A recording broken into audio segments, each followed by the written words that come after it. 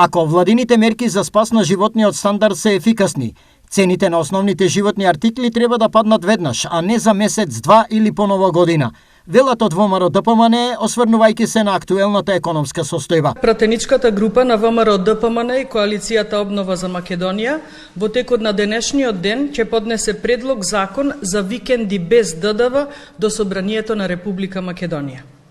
Почитувани, цените на прехранбените производи се зголемени за близу 30% заклучно со септември, а кај поедини производи зголемувањето надминува и 50%. Со предлог законот на ВМРО ДПМН секој викенд, додека трае прогласената кризна состојба, односно до 30 април, бараме да биде викенд без ДДВ за прехранбени производи. Спротивно на ова, од Социјалдемократскиот сојуз категорично тврдат дека се прават максимум напори животниот стандард да се заштити и дека тоа владата го прави на најдобар начин. Компаниите, производители на основни производи како брашно, леп и пекарски производи, масло за јадење, млеко и млечни производи ќе се снабдуваат со поевтина електрична енергија. За овие компании цената на електричната енергија ќе биде 80 евра за мегават час, што е за повеќе од двојно поевтино отколку актуелната цена.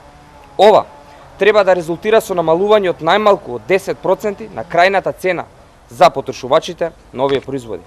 Спротиставените ставови на двата најголеми политички опоненти се случуваат за време целиот тек на кризата, но засилено тоа се прави откако владата го објави пакетот мерки за помош на граѓаните и компаниите.